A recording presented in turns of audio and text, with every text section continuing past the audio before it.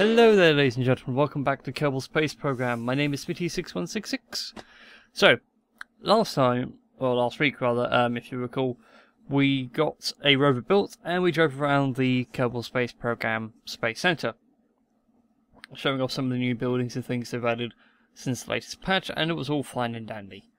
As you can see, I had to force poor little Billy Bob to run all the way back to his rover to go and pick it up, because, well, he's a lazy pain in the bum.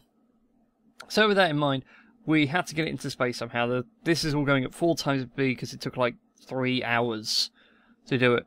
So obviously main concern was landing gear.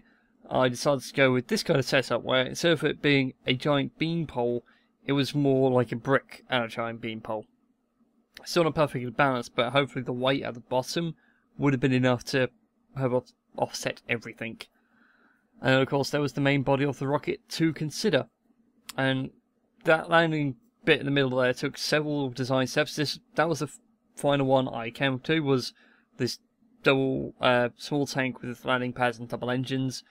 Then I had the intermediate space engine, the intermittent space engine, which was just the fuel tank with the poodle engine that will get us from Earth to the moon. And of course the actual Kerbal sort of leaving piece, as it were, the main body, which was just a whole load of fuel, main cell engines, solid fuel boosters, the usual gubbins that tends to come out. But of course, I forgot one vital thing, and that was stability. And this looks stupid on 4 times speed. And as you can see, it's wobbling quite a bit, and then some point soonish, I believe it just lets go. Yep, there we go. It just all collapsed, and the car fell back to Earth in a million pieces. So I decided to go for a redesign. This is the finished product. As you can see, I put struts on the minor bit of engine. It left Earth a whole lot smoother, and I mean a whole lot smoother. It didn't even wobble. It didn't even wobble when it was in space, so all things were considered well. And then I looked at my orbit and actually went, ooh, if I time this right, I could probably land about where the moon, well, where the Mun lander landed, and Jebediah is waiting for his car to be dropped off to him. Except for one small tiny detail. I forgot the moon rotated. Yeah, I thought I managed to do a gyro sync landing, but no, that's impossible. So, yeah, also I didn't look. But anyway, this landing was actually probably the easiest I've ever done. Really, because it may not look like it, but that's really light as anything. And also with those additional 4 rockets, if things tend to go quite bad anyway, what I can actually do is turn it on its side so it's going to land wheels down. And those wheels can take a hell of an impact before they actually explode. They break first, which you can fix with your Kerbal. But yeah, I actually go level, and then I can use the small orange rockets you see along the side to sort of cut the gravity, as it were. But of course, didn't need to do that, as you're quite happily watching. It's going to land quite nicely, quite safely as well. And Bill doing a fantastic job of bringing her down nicely, slow and steady.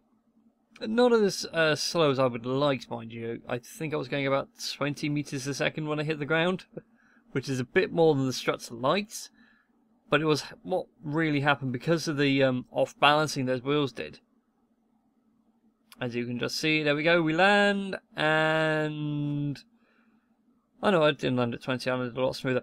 But yeah, look, the struts go out, Oh, nope, we're fine, there we go. I had to go answer the door, but we were all fine. I managed to roll the rover over, and there we go. She is on the moon now. She has got her rockets, we've got the fuel. It's a little bit back heavy, but that's good because it's also quite nose heavy, so the two cancel each other out. And there we go, driving on the moon. It actually worked. So then the next step was to go all the way and pick up Jebediah. It's a shame this thing wasn't a 2-man cell, but if it was, that would have been perfect. Because then we would have had a 2-man drive across the lunar surface. And all was going well until I realised one small problem. I don't think I recorded it though. Just a quick spoiler. Yep, there's the Mun lander. There's me on the other side of the moon. Great. 1/6 the size of the Earth, and now I have to drive around it. So that was kind of a pain in the butt, so fine, whatever. I think I flicked it into docking mode, because that was a lot easier to drive with than in stage mode. There we go, yeah. Because docking mode, the pitch and the stuff doesn't affect you as badly, so fine, we'll drive on, we'll meet up with Jebediah on the other side of the moon, and then game crashed. Yep, my game crashed. So fine, reloaded it and found that it had deleted the save. Sad to say. So anyway, next week, we'll do space stations or something. I'll get like a space station in orbit and we'll go over docking. And it's probably going to take me a week to learn how to do docking. But until then, guys, remember to like, favourite, subscribe, and all that YouTube jazz. And I will see you all next time. And apologies in advance for this one being so very, very short.